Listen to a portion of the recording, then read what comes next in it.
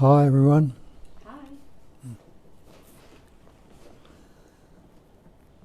Another nice day, by the look of it, Yeah. by the appearance.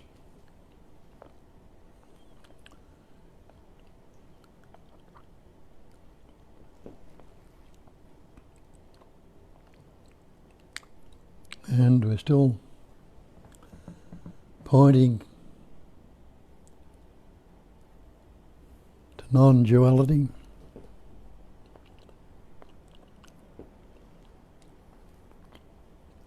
Can't teach you anything, can't tell you anything. All I can do is point toward and ask you to look to where we're pointing to see for yourself. That's if the inclination is within you, or the movement within you, that there needs to be a little bit more to look into than what is currently going along in our lives. The way with its poor, miserable human beings, having a rough trot, suffering, doing all the rest of it. It's the way it happens, just the same as everything else in this manifestation happens, or appears to be so. All a phenomenal manifestation. And the definition of phenomena is that which appears or seems to be. Can't negate the being,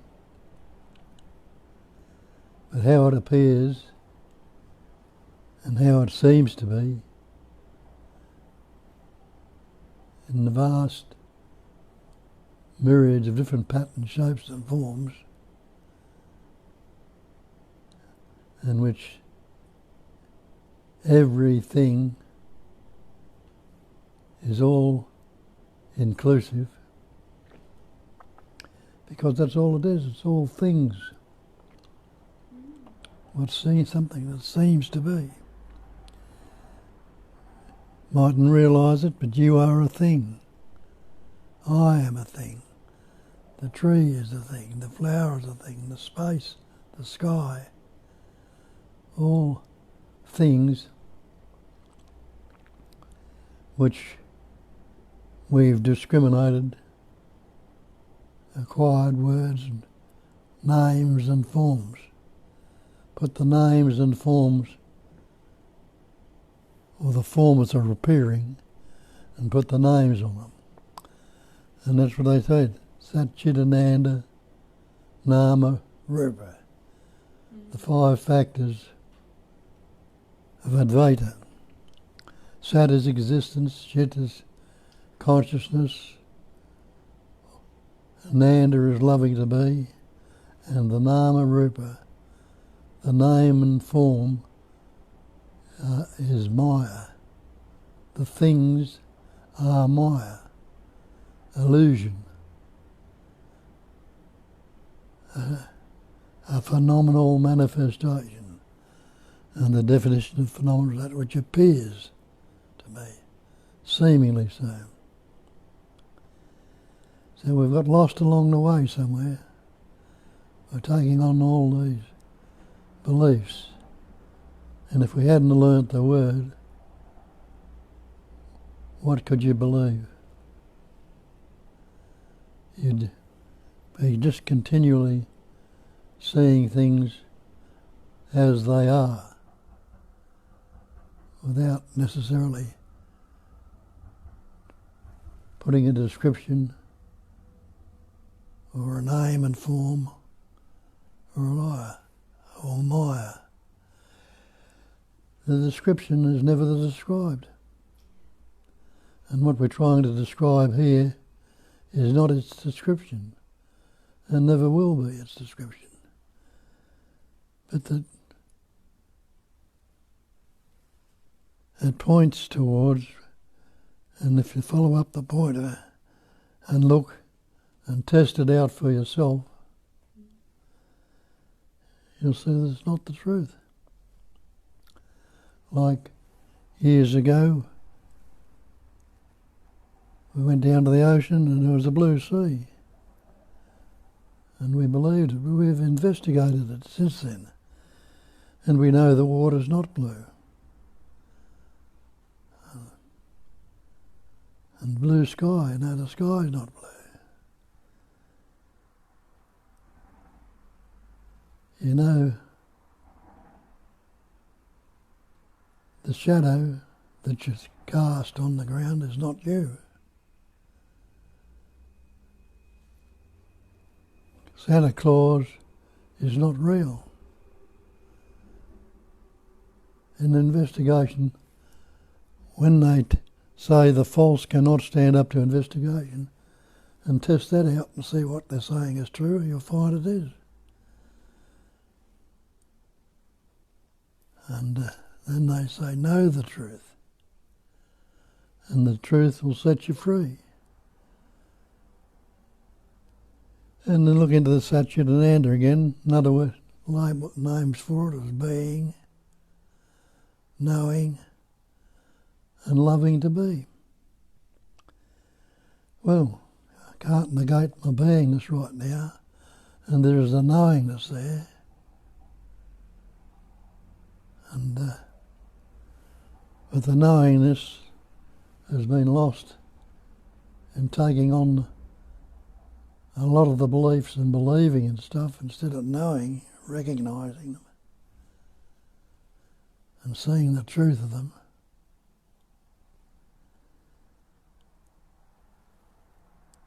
So the map is not the territory.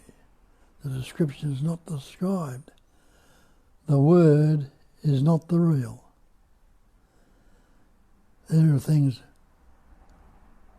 that I've looked into and found when I heard them and really investigated them, that they will stand up to that investigation. But a lot of the other beliefs that I had don't stand up to it. Belief is not the actual. So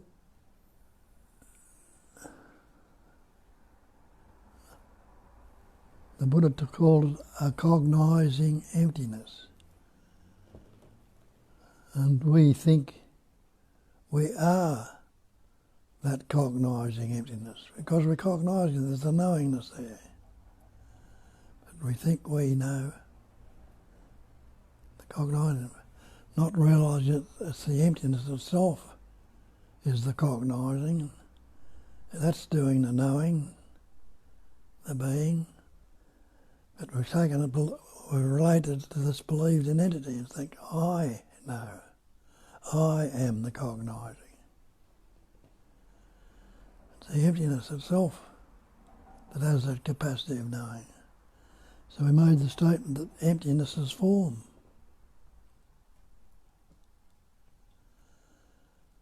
It's that cognising emptiness that's patterning, shaping and forming. All these pattern shapes and forms are that cognising or vibrating emptiness.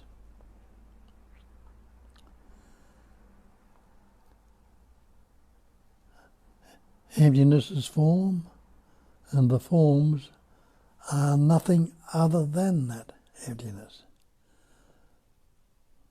Not all the other concepts or ideas or images we put on them and take them to be that. Basically only the emptiness, the no thingness. And we hear that word no thing and so everything is no thing, but we say nothing. Put a different take on it altogether. No thing means it hasn't got any real pattern, shape or form. And when we say nothing, we think it's a vacuum, a void, zero, zilch.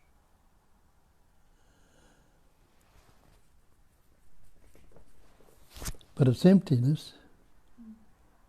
and no things. It doesn't mean to say it's zero zeros. It's suffused with an intelligence energy. Otherwise, how could it maintain its shape, its form, its pattern? How could we have any labels or names to put on it if we didn't pick up these words and give them a conceptual meaning, and take them to be real.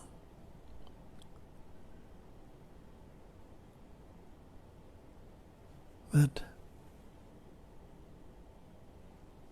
all the great traditions and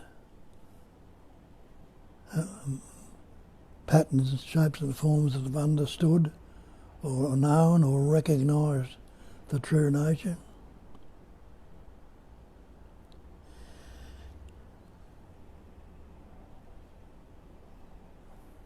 those that recognise will tell you the same thing. It's all the one essence. It's patterning, shaping, forming and appearing as everything. And they say the great mantra is, I am that. Thou art that. You are that. And innately we know that also. Innately already it's known, because that's the chair you're sitting on, that's the room you're in, that's the space that's in the room, that's the trees, that's the flowers. Everything, every pattern, shape and form is that. Meaning not the pattern, shape and form, but meaning it is the one intelligence energy, which is a term I use rather than calling it God, which is a term a majority of people will put on it, not realising that God's just a word or a label, like they tell you in the Bible. In the beginning was the Word. The Word was with God. The Word was God. All things were made by Him, by the Word. And without the Word, there was nothing made that was made. There's none of this pattern, shapes and forms that appear if they're not labelled. They remain in their basic essence, which is no thing. And that's a word too, we put on it. Everything is seemingly labelled to discriminate it, seemingly separated. And what are we doing? We're trying to separate the inseparable.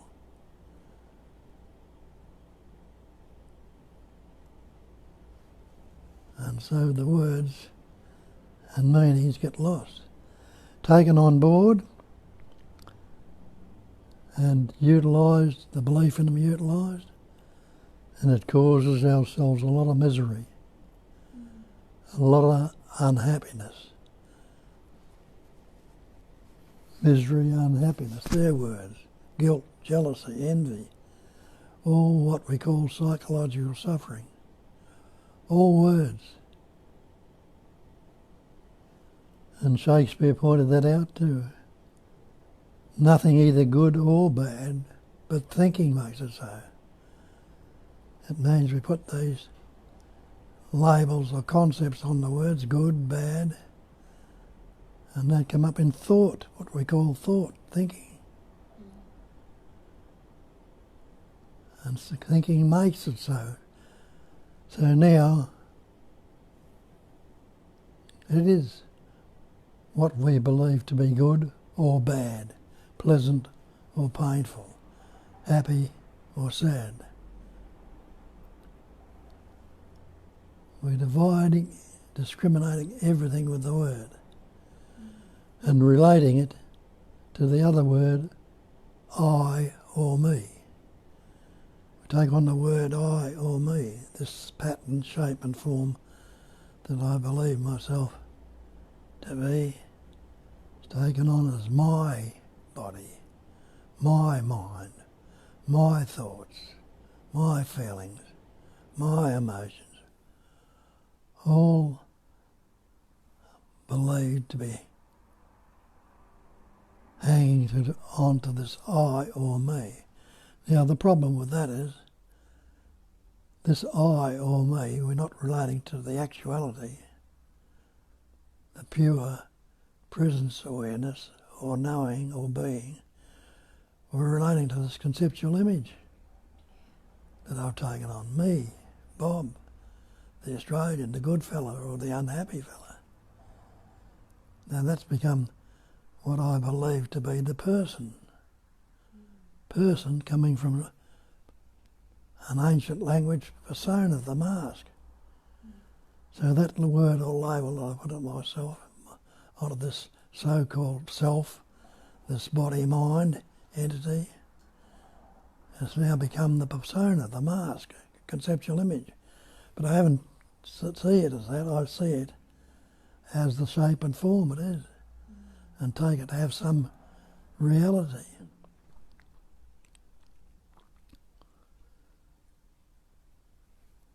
And it becomes my body, the pattern, shape and form, my mind. They can belonging to this me or my. Me has become what I take myself to be, a person that is me or I. Conceptual image. Take it, be real, and relate everything to that image. I like it. I don't like it. That me or I likes it or doesn't like it. It wants it, it doesn't want it, it's fearful of it, it's anxious about it, it's depressed about it. All relating now to the persona, to the mask, to the conceptual image.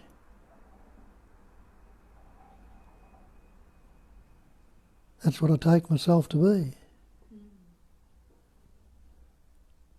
Not realising that I'm a little bit more than a conceptual image. I'm a little bit more than a mask. What am I really? I am what they call presence awareness, the absolute. Presence. Presence is being here, what you call here, in this moment. Am I unaware? Am I asleep or unconscious or out of it? No. Well, if I'm not any of those things, I must be aware. Presently. And what's that tell me? That presence awareness is not the person, not related to the person, the body, mind. It is the very life itself. The life, the animation, the sentience, whatever labels you like to put on it. The being, the knowing, the loving to be. It is the Sat Chit Ananda. Pure awareness. Ever fresh. Spontaneously so. Not time-bound.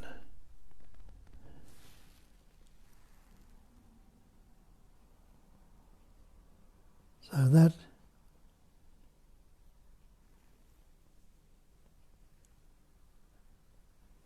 is what I am. And there again, well, there it is. If that is what I am, I am that.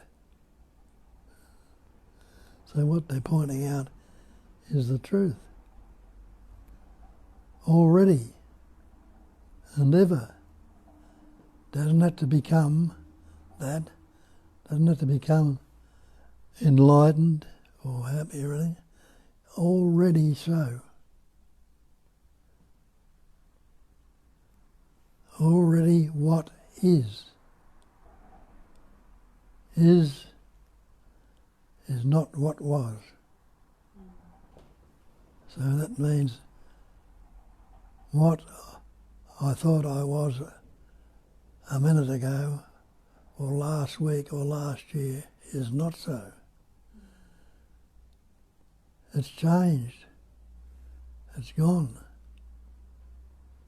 And last week, last year, 5 minutes ago, is a concept, also a concept of time, past and future. And again it's pointed out it's timeless. There is no such thing as time. Time is another mental concept, another conceptual thought or image or idea. It needs to be investigated also. Is there a past if I don't think about it? Oh. Pause the thought. Stop thinking for a moment. See what you can say about the past. Or is there a future if I don't think about it? So you realise that past and future are just concepts. There might be a recollection of them, but they're not the actual anymore.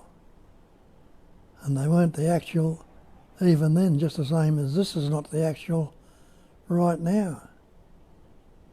It's only spontaneously lasting. Can't even put a time on it, a moment, not even a moment. So it's transient, constantly, spontaneously transient, changing, ever fresh, ever new. So how can age come into it? Though in the transient, in this pattern it seems to be getting pretty old now. Breaking down, very feeble.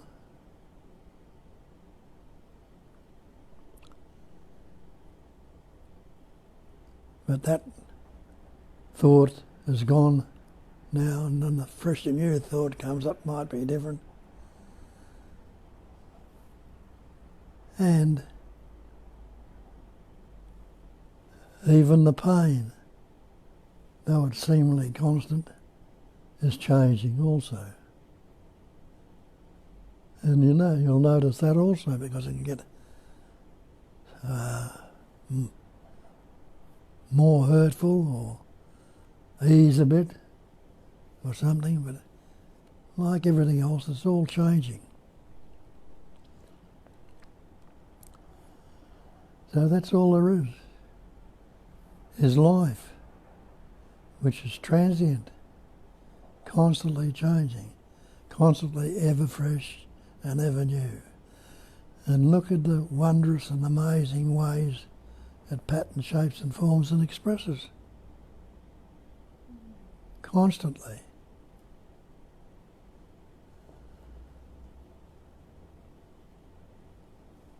And if that's how it is, there must be a way that can be realised, recognised or known in its transience, in its changing, instead of the erroneous belief we've taken on that it's a static thing that's constantly, that's experiencing and expressing all these different patterns, shapes and forms, and always dividing in the opposites. So there's fear, there's anger, there's depression, there's guilt, there's shame, remorse, unhappiness. All labels we put on the different sensations. How do those sensations come about? Basically, there's a vibration, which we call thought, a movement of energy. And that's the vibration. These things appear in it, seemingly so, and they're labelled. It's feeling, sensation, words, concepts, ideas, images.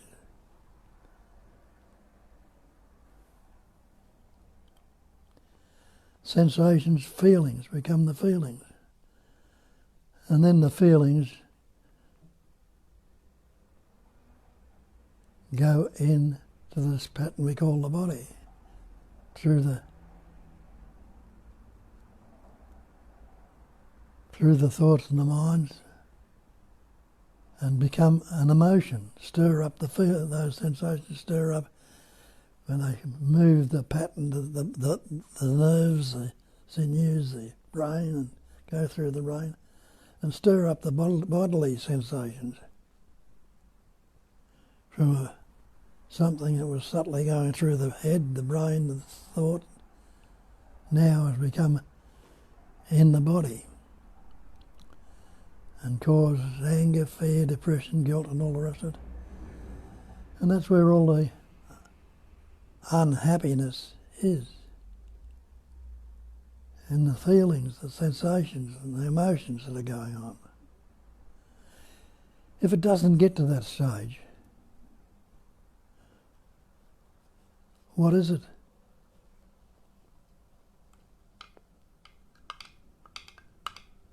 Just pure being. Pure being without any emotional stirring up. And there's a lot of clarity there. There's no obscuration going on with the thoughts and feelings and emotions.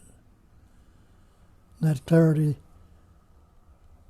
you can't put the label that's bad or unhappy. There's a sense of being well, being complete, being total. A sense of well-being, being well, where there's no thing wrong, no thing good, no thing bad. Everything is as it is, unaltered, unmodified, uncorrected.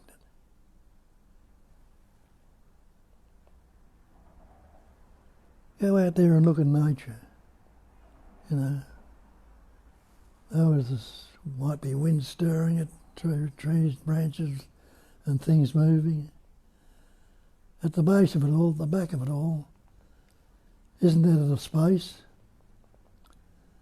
The space is still, empty, or appearing to be empty. And you can't say there's anything wrong with it. And there is, as Shakespeare says, there's nothing either right or wrong, or good or bad, but thinking makes it so. Till we put the concepts, the labels, and the sensations or the feelings into it. And we've got this turmoil, this your world.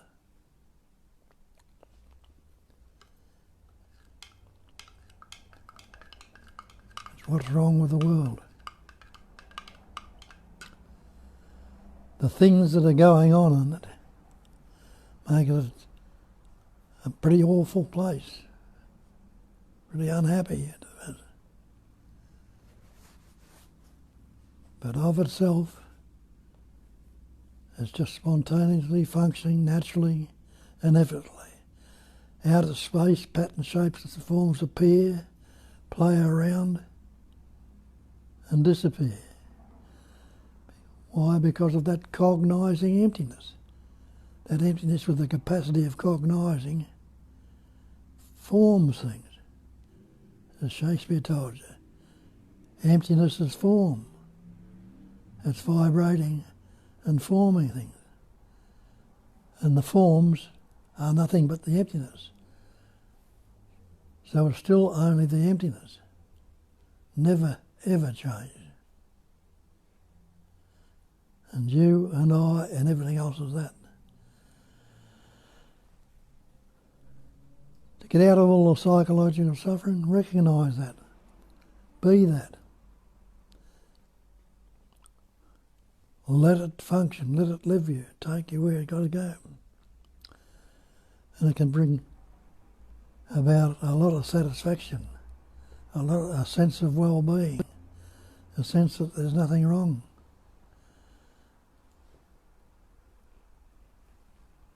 And it'll go into its opposites, just the same as it did before. But because the interest is not invested in the things to the extent it was before, the peace will last longer. The peace is when the mind is not attached. That's what they call it, the peace that passes all understanding. It's not a mind thing. It's the natural, spontaneously, space-like, silence, stillness, awareness or beingness, in which things appear and disappear, but they don't contaminate or corrupt the space, the absolute or perfect essence.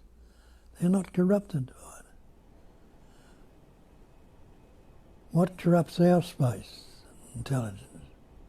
Thought, feeling and emotion. And we try and think ourselves into a state of happiness and joy. But the thought can't do it. The peace and joy is when the mind is not, when it's not coming through the mind, when it's just that natural, spontaneous seeing, hearing, tasting, touching, smelling, breathing, natural functioning going on without discriminating it with the word, without putting the labels on it as this, that or the other. Then it's just as it is, unaltered, unmodified, uncorrected. So, I don't know how that's going with it, but if you've got any questions or arguments about it, you can tell us about it. But get into it. Questions, get into it.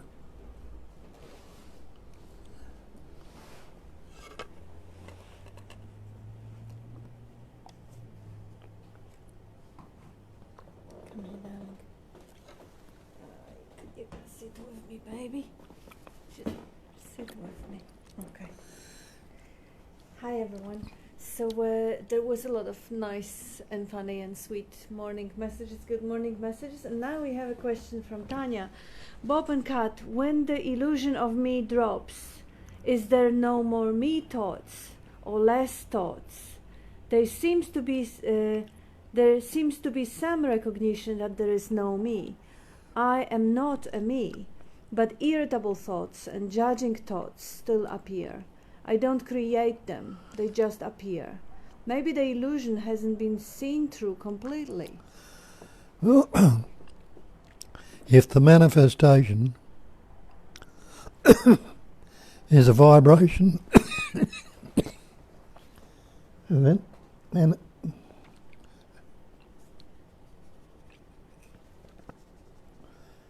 of energy,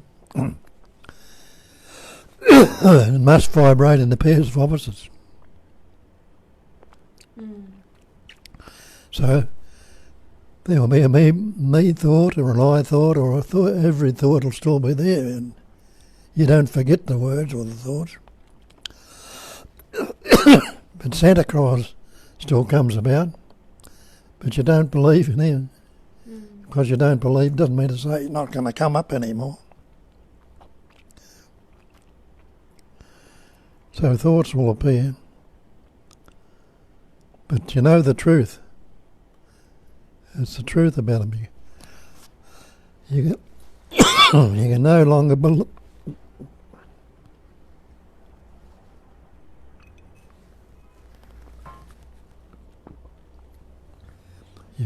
no longer believe them.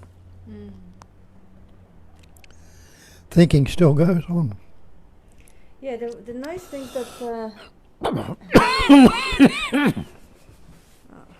that's good. The nice thing what you say here, Tanya, is the last sentence again. Maybe the illusion hasn't been seen through completely. That's a doubting thought. Yeah. So if you recognize the doubting thought as just another thought. Doubting thought is just another thought, just like judging thought, irritable thought, happy thought, angry thought. They're just thoughts. And as Bob is saying, it still appears dualistically. In the nature, you have the day and the night, and the winter and the summer. In the mind, you have the nice thought, the ugly thought, the pleasant thought, the unpleasant thought, the judgmental, non-judgmental. They're just the weather. They're just passing weather. If you don't expect from the nature to never exhibit a night or the winter or the storm, then you may not expect from your own mind to never get a thought of dark or winter or day and night or irritability or anger or judgment. That's the brain, how it has been constructed. There are habit patterns in which the synapses are firing and habitual way of seeing things, of thinking. But there is not you doing it, just as you say. The thoughts appear, but they are not yours. They just like, the bacteria or the blood cells, they come and go. The sweat on the skin or the digestive enzymes or the, all of it appears, none of it is yours.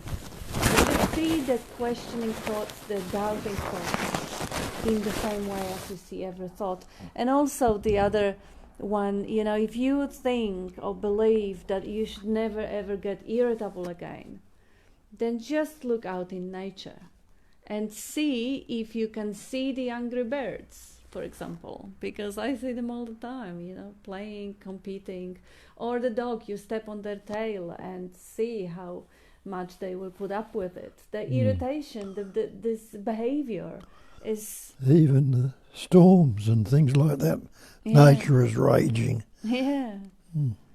So there's nothing wrong in any of the behaviors. If you see the irritability is really another voice of love that wants you to be at peace, that kind of is well-wishing, sort of a part of a narrative which has a preference for the peace and the health and security and safety. That's just a natural preference that comes from the survival instinct. It's not going to stop showing up. And now, Julia, I was on last week's satsang accidentally. No time. Nobody is here now. Hello, everyone.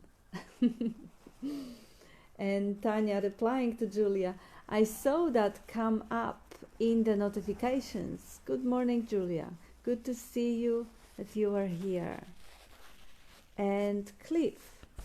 Yeah, that's just another good morning message. Good morning, Cliff. And Julia, as Kat says here too, I have been looking at the thought that says it is not okay to feel this way. It appears very subtly. When we allow it to come up, then it passes by quickly. Beautiful. Like Bob was saying, it's a thought judging a thought. Like who says that one vibration is good and another vibration is bad? Even if it may feel contracting or uncomfortable, who says that contracting or uncomfortable is good or bad? That's a good point, Julia. Thank you. And we have... that's a message from Richard, but that's regarding the last week.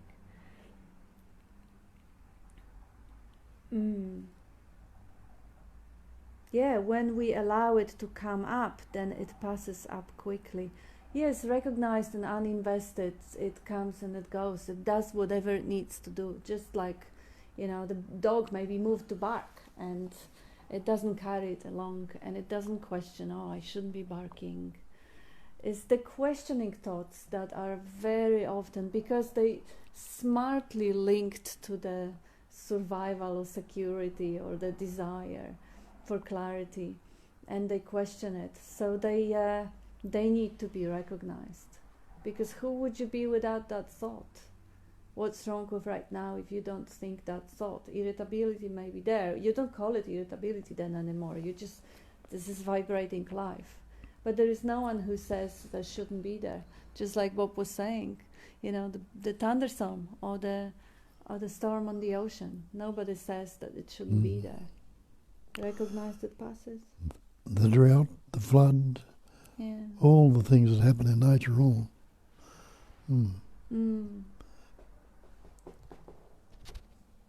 And Jasmine says good morning also. Yeah, and we had quite a few good morning, nice and sweet messages. They will probably be unavailable. And a sweet comments about the cat, which is a Zen master and a yoga master. And John David says thank you for yesterday, for the chat he had with you. Always happy to spend time talking with you. And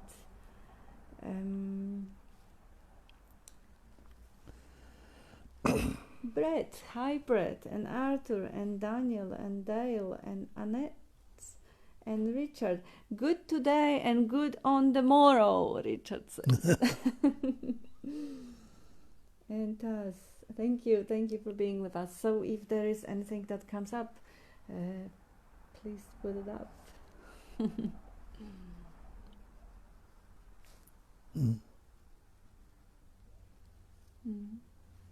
Got no questions for a moment?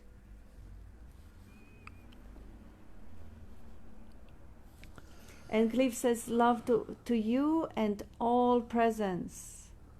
Yeah, just one presence in many different points in consciousness, but it's the same presence. Same presence.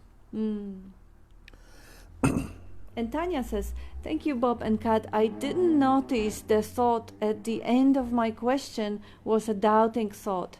Thanks for pointing that out. So all will still appear as it always has. There is no specific way for life to be.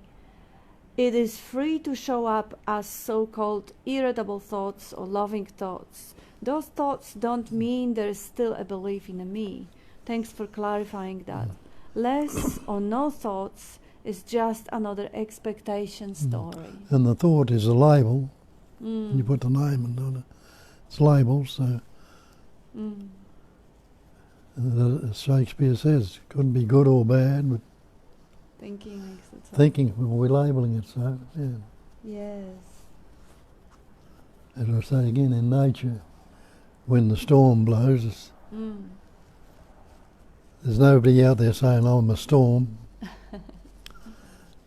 I'm the flood, I'm the raging sea, or the angry thunder. It just is. And of course there are ways to actually, there are different techniques if you're drawn to neuro-linguistic programming or something like that, which will rewrite the thinking patterns or, you know, some sort of interventions. By all means, if life takes you there, it takes you there. There's nothing wrong in praying for goodness of the universe, but this is not non-duality. This is the sidetracking of self-improvement, of self-growth, on fixing the self. And when you realize there is no self, it doesn't mean that you will not be attracted to learning a skill of translating everything to love, or learning a skill of whatever, speaking another language. But yes, non-duality is just the basic recognition that what is as it is, without the label good or bad, is just as it is. It's nothing wrong anymore. It's nothing wrong in any kind of thoughts or habitual behaviors. And again, updating habits may be where life will take you. And it often happens because nothing ever stays the same. And we have Annette. Bob and Kat, could you please speak on the way of the appearance, the sky, the stars, the humans, the feelings, all the apparent manifestation. Who is asking? This apparent person, Annette, Julia. Yes, so can you speak on the whole manifestation, including the whole appearance, the sky, the stars, the humans, the feelings, all the apparent manifestation? Who's asking? Apparent person is asking. Who's asking? Annette is asking you to speak about the whole manifested world, the What? phenomenal manifestation. What about it? Yeah, please speak on the why. On the why. I see. Okay. Why is the manifestation? Why not? That's Is my it? favorite answer. Yeah. Yeah, it is because it can. It's Because it is. Yeah, that's right. It's how it is. Mm. What is means it's unaltered, unmodified, uncorrected. Yes. Yes, that's my favorite answer. It So is why because. You Because can't. it Yeah. is. You can't say it is, Mm. but you can't say it's not. That's right. Either. Yeah. Like the reflection in the mirror, you can't say it is. Mm. You can't say it is not. It seemingly appears to be. Yes. But who would want to know why? Yeah, she answered that. This apparent person Yeah. wants to know. Well, the apparent purpose Person. person Person, yeah. is in an apparent universe, too. That's right, part of the manifested world. Mm. Yeah. And they are still quite sweet, nice, mind-calming, mind-putting at rest stories of why. One of those stories is because it is the omnipotence. Why is God creating? Because He is a God creator. Why is the painter painting? Because He is a painting painter. It is the manifestation, the expression happens because it can, but also because this is the only way to actually, for this absolute, and that's the story, but that story sometimes puts the mind at rest. Because this is the only way, through that expression, through that multiplication of form, that emptiness can grasp the glimpse of its own self. Otherwise it can't know itself, because it is itself. So it reflects itself in the mirror of that 3D dream or 4D dream, whatever the dream is. And it glimpses its own magnificence. It looks at the starry night and, wow, this is what I am. This is not what I am, it's just a reflection of what I am, because this is all one. But this is not a fragment either, because it's holographic, so every fragment is a representation of the whole.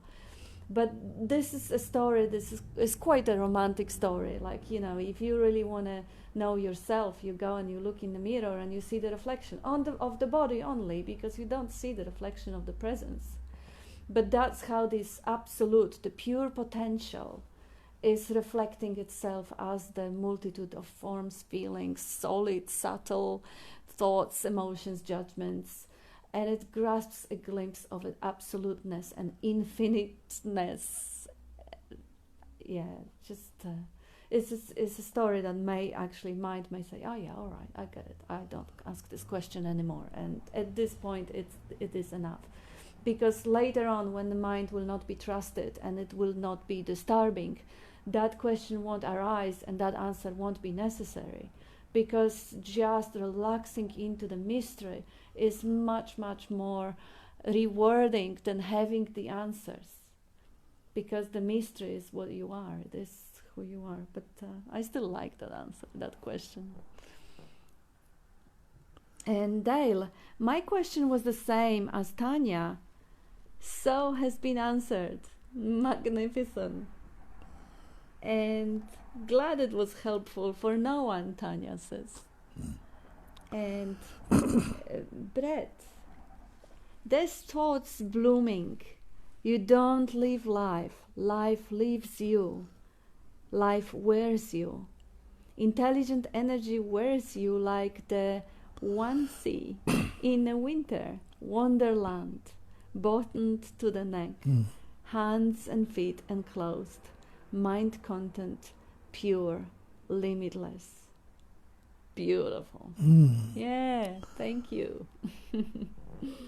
I thought we will hear it again. I mean you, because it is always fresh and new.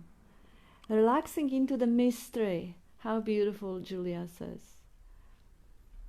Yeah, relaxing is so natural. So when there is no demand for the attention, if you look out in nature, demand for attention, for example, for the body, the lion lies in the sun, just relax.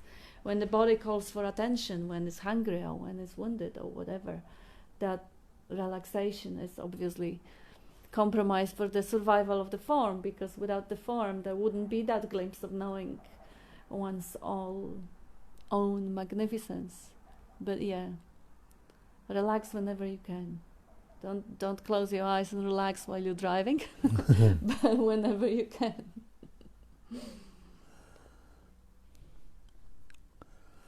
And Annette, thank you for the why not.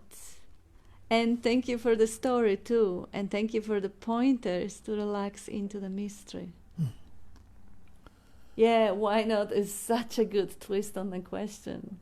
And I heard the answers. Why not? Oh, of course. I remember it was my own question too. Yeah. Why would the omnipresent God, loving, create the suffering?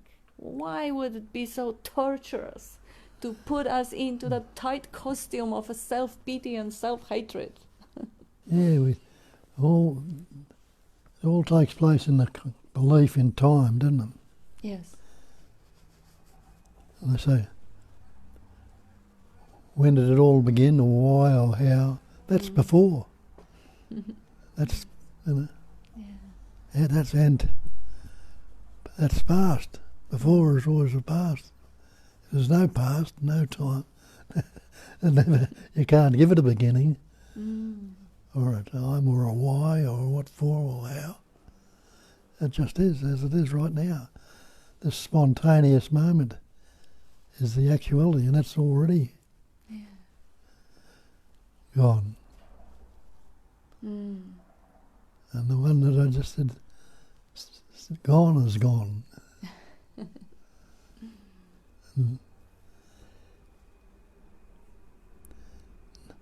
It's all spontaneous. Amarnath, doubter, questioner is thought notion, so also world. Yeah, one of the ways it appears. So no thought is bad in a way. They all the little darling beloved babies of that absolute force. It loves equally the erupting volcano and the peaceful lake. It loves, all of them love to be. So they all expression of love to be. They are being. So they. And Amarnath, accepting present, movement as present, gift and form of beloved without gift taker, spontaneous intelligence energy. Spontaneous intelligence energy. The activity of knowing. Yes. And Julia, the mind likes to know when it is realized that it is just energy, thought, one after the other appearing, then it is all embraced. Yes. Can the mind know? No.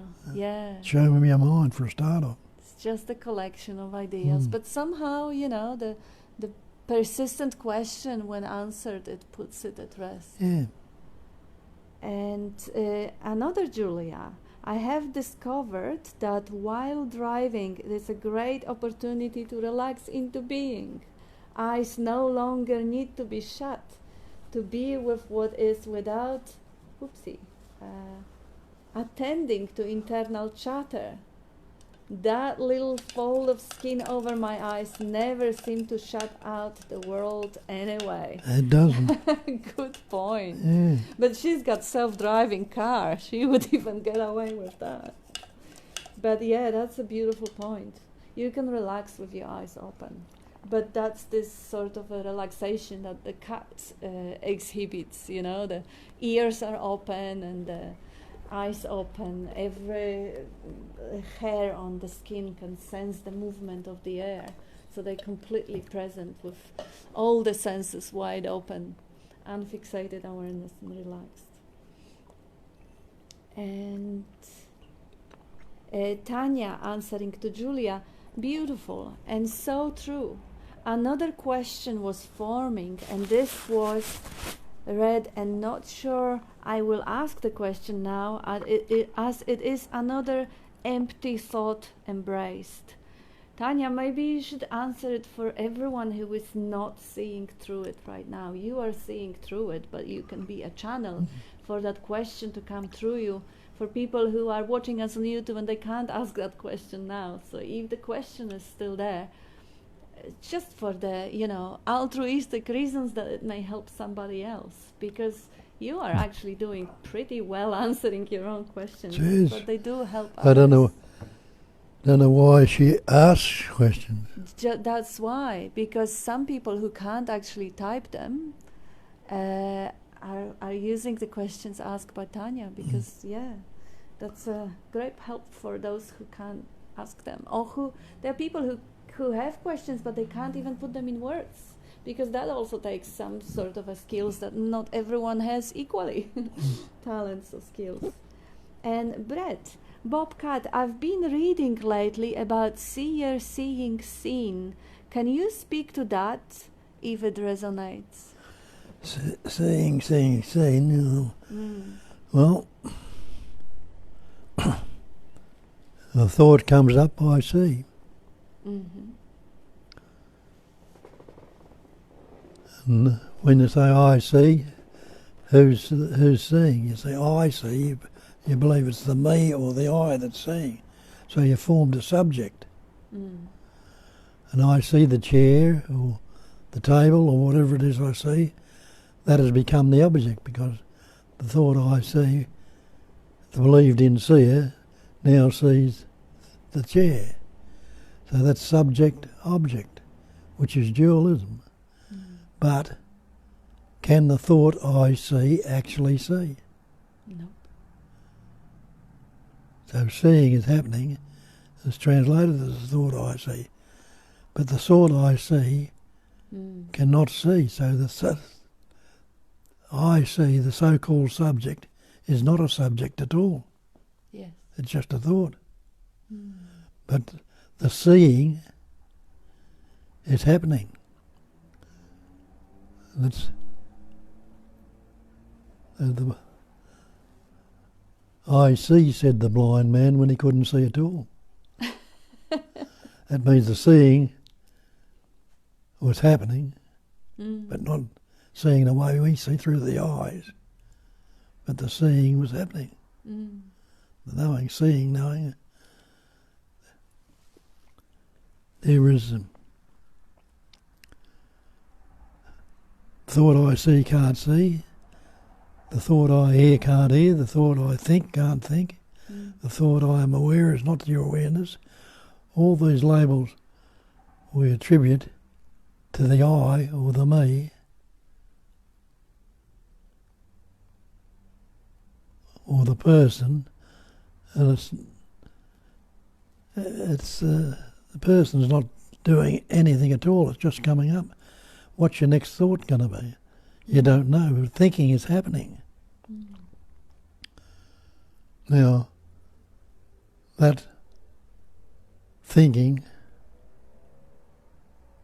is just a vibrating or pattern happening in the body, isn't it? Because for the thought I think is there, the thinking is happening, and the seeing is happening, and the hearing, the functioning is happening before it's translated to the thought.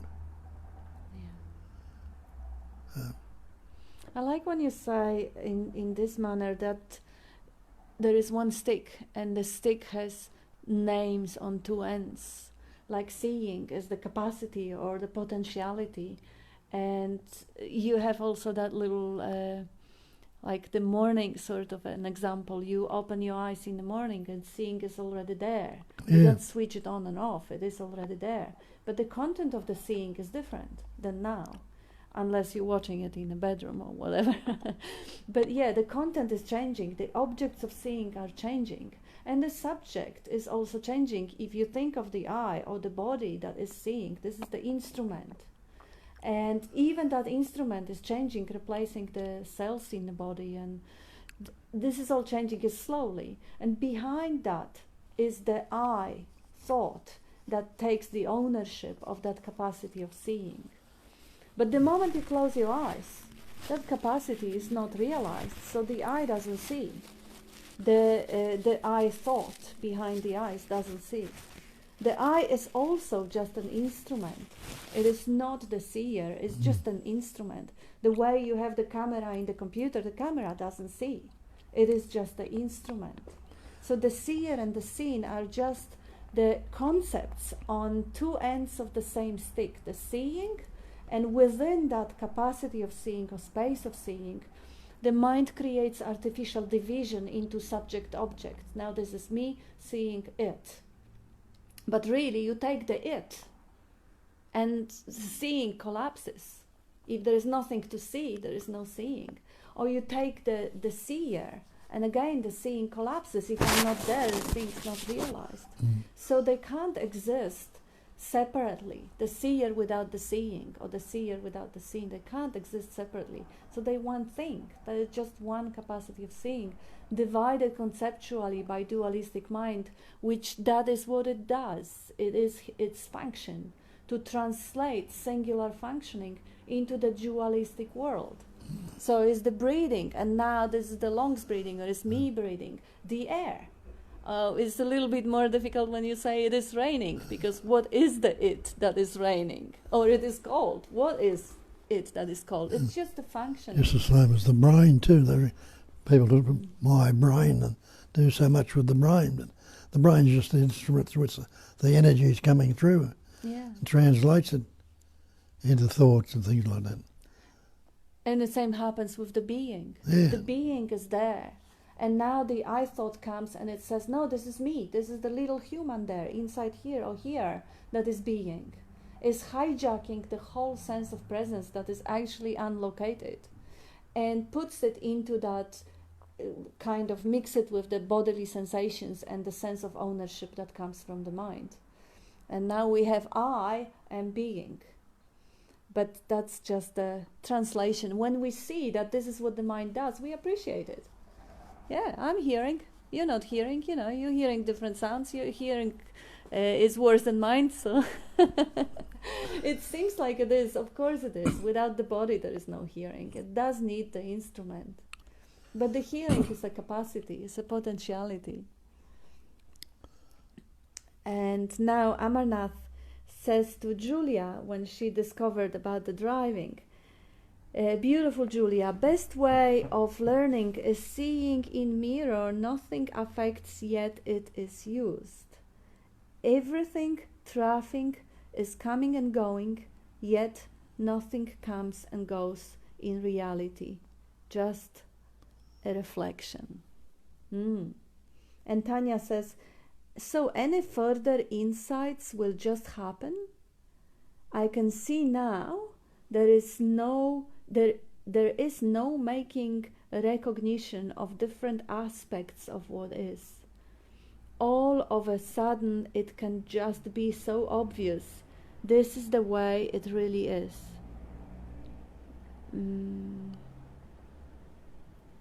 No one has ever been influencing or making anything appear to happen. Laughing out loud. Nothing is really happening. Beautiful. Yeah, nothing has been influencing, and at the same time, absolutely everything has been influencing. Even the hormones, the diets, the weather. Yes, but that's just the same of what you were saying. No thing is ever happening. It appears to be. Yes. Seemingly so. And Amarnath, all thoughts are I thought, including world, waking, deep sleep, and dream too.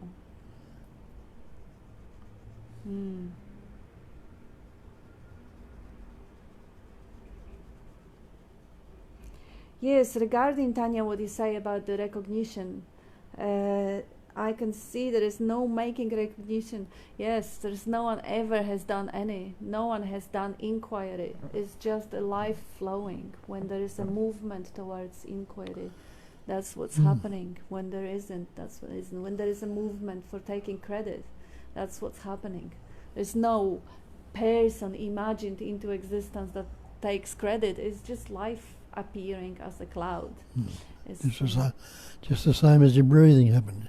You got to say, I'm going to take a breath, going to take another breath, I'm going to take another breath. Yeah. You know. And you didn't know anything about breathing or the breath before you learnt any words. But it was still functioning, still going.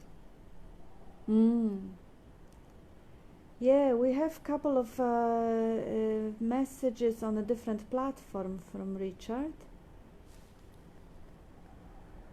And it says, I was doubtful if this question was appropriate for the live stream.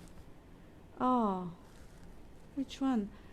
I have a practice known as open being. This is applied out of also within formal meditation. It is almost non-meditation. Although this was accidentally discovered, I have since found that it is widely endorsed traditionally, including Bonpo shamanism, Dzogchen, Mahamudra, and Kashmiri Shaivism. Translator of the Recognition Sutras, Dr. Christopher Wallis of the Kashmiri school, avers that open being is the finest of all forms of meditation. However, he does not teach it often because of the high risk of practitioners becoming overwhelmed in thought swarms. Who is this? This is from Richard. It is very simple. It just involves leaning into the space between thoughts. The result is that more and more gorgeous free space appear on the other side of the feral monkey mind. What liberation! Patanjali and other luminaries proclaim that yoga is the settling of the mind into silence.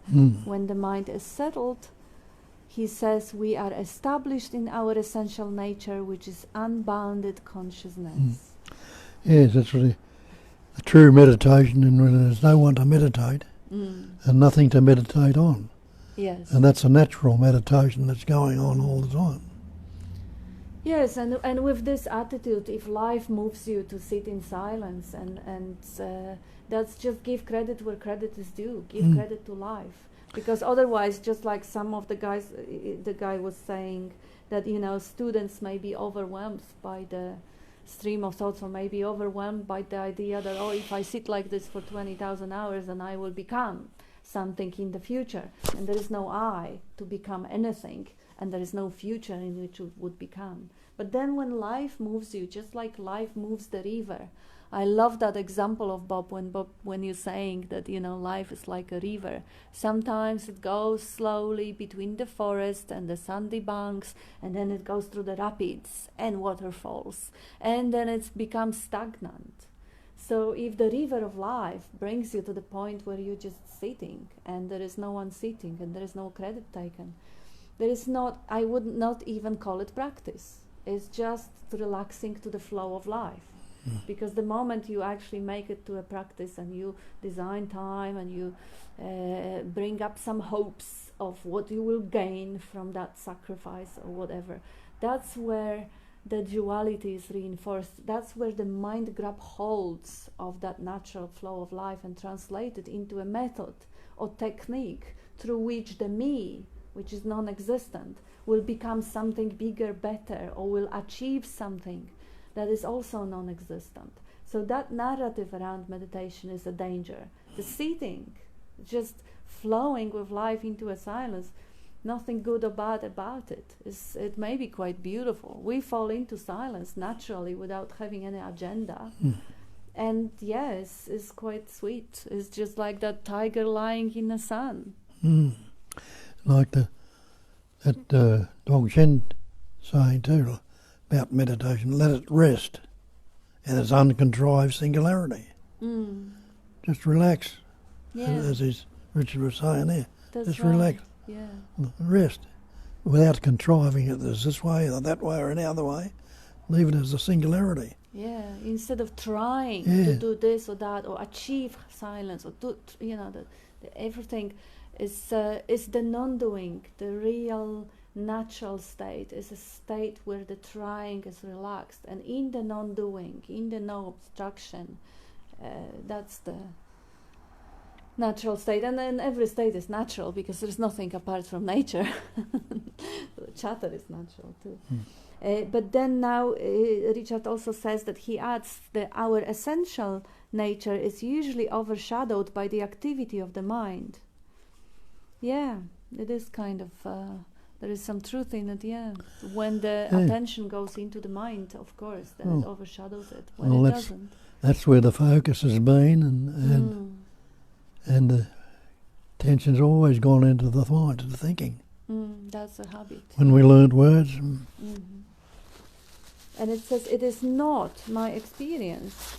Uplifting and generally wonderful thoughts, though this space beyond the feral mind truly is. Patanjali states that the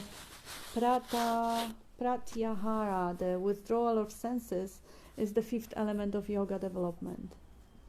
Yeah, so now we are really, and this is a long one, there's really a lot of about some conscious effort, which is, again, if life draws you to learn whatever foreign language, it also feels like you are doing it. But remembering the truth is the... Patanjali also says, understanding is all. And the Sagata tells you the same thing. He says, right understanding. Yeah. So that's what need to recognise, that it needs to be recognised or understood. No one to do it. Yes. And now we have a couple of things here. Padma, my body is more on my mind since having surgery because I can't move in the same way as before. Can you speak on this from your experience? Padma, she had the surgery and there is some pain seen about it, so she has to be mindful. The body is calling for that attention. Yeah. So she says the body is more on her mind since the surgery. And you had the surgery recently also. Yeah. So can you speak on that? We've got to... and generally any pain, the one that you didn't have surgery is more of a concern right now, isn't it? Yeah. But the pain makes you pay attention. Yes, well, that's what's happening. It's the body calling for attention. Do something about this. And be careful. Don't strain it. Don't hurt it. That's the difference between physical pain and psychological pain. Physical pain says, do something about this. Yes. Psychological pain is all mental stuff. Poor me. Yeah. Why is it happening to me? That's right. Yeah. Yeah, good question, Padma. This is, yes. Just follow the instinct. When in the absence of the mental chatter, attention is being called and it goes where it's needed. And look after yourself. Recovery is a tough time sometimes. And Tanya, relaxing into the flow of life describes well what seems to be happening here. Just don't always have the words to put to what is seen. Undescribably beautiful, peace, still, no effort, love and joy is always here, only seeming obscured. Well said. Yes. Amarnath, space between thoughts initially appears as small, slowly expands to infinity and detaches fully. And Brett, on the moment you had this realization of intelligent energy, what was your first thought? Do you remember? Did you dismiss the thought as simply a thought, or was it non-thought, felt sense realization? It was translated as I'll never be caught in the mind again. And but I did. Walked out the door and I was. But it was seen, it was sort of just a clear seeing through things, you know, knowing. Yeah, it's almost as if, I don't remember my first thought, I guess, was, oh shit, something like that. But at the same time, there is some quality of stillness that is never obscured. Like suddenly, instead of whole attention being taken away by the drama, there is a part of that attention still available for witnessing the drama. Somehow, and it wasn't really done or exercised or practiced or anything like that, in the recognition that drama is just a superficial stuff, it's just a thought. It just, like Bob says, you still get caught in it, but it's never the same. You know that you are just, it's just attention stolen, the show stolen by the drama, but you are free. You are the space in which that happens. It's never the same. It's not like as it steals the show completely. It's just the entertainment. It's not the like that weight. The heaviness, the sting. Yeah, the weight has lifted, the load is lifted off you. Yeah. It enlightens you. It takes the weight off. Takes the weight off. It's not that heavy anymore. Any drama that's happening is not that overwhelmingly heavy. And it's not that dark also. It's light. Light in a way of the weight and a light of the way of clarity, of radiance. Of intelligence. Yes. Intelligence is light of knowing. So now, as the thought, let's say the abusive thought or on the mental attack, would kind of feel like someone is trying to kill you and shoot the knife into your chest. Now you feel mosquito biting. It still feels, it still threats, it's still experienced as a threat, but it's who is there to die? It's the sting, that Bob's expression. The thought loses a sting. It's not a bee anymore. It's a mosquito. And Julia, it is interesting here now as I observe the body move first, then the mind overlays a thought immediately after it happens. Yeah, you can see how the narrative comes just a fracture later and has something to say about what's happening. Or even take credit for what have just happened. Michael, when the river of life turns against you and overturns your boat, don't swim against the undertow. Turn your back and float. Yeah. Yes, yeah. You are the river. And the body may be a boat. Yeah, why not? Now, Tanya replying to Julia, I'm noticing that a lot too. Amazing how thought works, really. It is, yeah.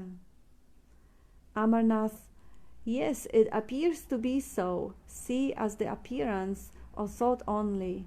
Bob says, if you don't think, yeah, what's the truth? Thoughts are floating, changing, but what's the truth underneath, underlying the thoughts? And that's it for now, so I can go back to the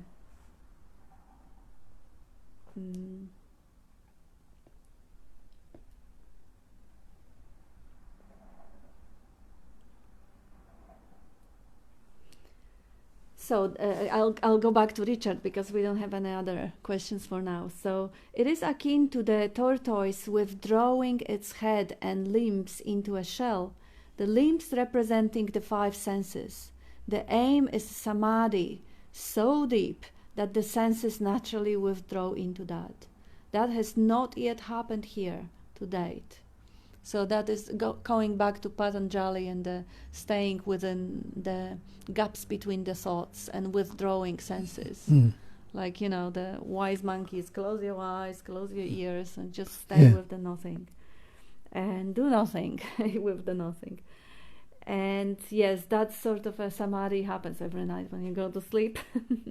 Patanjali's statement also appears somewhat on odds with the verse 39 of Hinsin Ming, which forms part of the Zen corpus, Chan Zen corpus.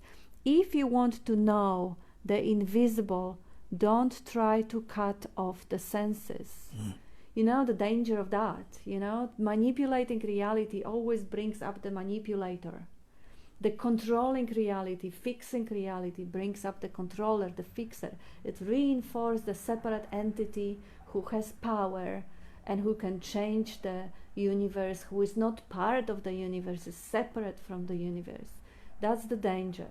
So yes, trying to cut off the senses. Again, if the river of life kind of flows into withdrawing the attention from the senses naturally, effortlessly, nobody does it. That is what is happening. But if there is some contriving activity done by someone who opposes the stream of life, that reinforces the practitioner. So I would say that, I mean, my instinct says that's why those two statements seems contradictory, because the underlying predicament that there is a doer would be what separates them. Patanjali, I don't think he would, giving instructions like Bob gives instruction, relax. That is not an instruction given to the doer, because the doer have no power to follow any instruction. It's not a doer. There is no doer. There is no one there to follow it. It's just the offering of the frequency, because relaxation is the quality of nothingness or peace. So if there is something in the heart that resonates with that instruction, that life, that river kind of comes into that resonance or recognition. And now Richard says,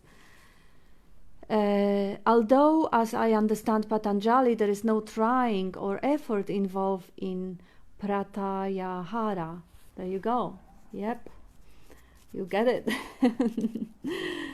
In the present situation, it can be unequivocally stated that while there is no thought present, steadiness could be better. That's just a thought, that steadiness could be better. It is a thought. It seems like there is no thought present. Padrinho of the Santo Daime Church, Paulo Silva Souza, world's authority of Amazonian plant medicine, says, it all begins with no thought. He does not say it all begins and ends with no thought. Be all this as it may, involvement in Ritambhara, truth-bearing, revealing samadhi is being sought. That's the seeking part. Again, just notice that activity of seeking, of arguing with what is and believing that something imagined is better than what is right now. Open being is the finest approach discovered in 50 years. Yes, Richard says, open being is the finest approach discovered in 50 years. Any suggestions as to achieve pratyahara and greater post-thought steadiness would be appreciated, although I suspect that the requirement is just more persistence. And postscriptum, Bob, your gift of 9 pieces of Zen is constantly appreciated. It has become Bible of regular reference. The Taoist directions of Chan Buddhism is deeply enjoyed. Thank you, Richard.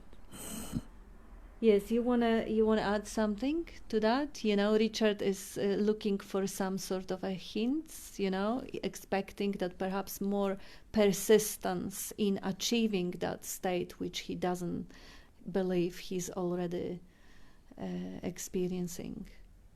Would you like to say something? I'll have to hear it again. Any suggestions as to achieve pratyahara and greater post-thought steadiness would be appreciated, although I suspect that the requirement is just more persistence.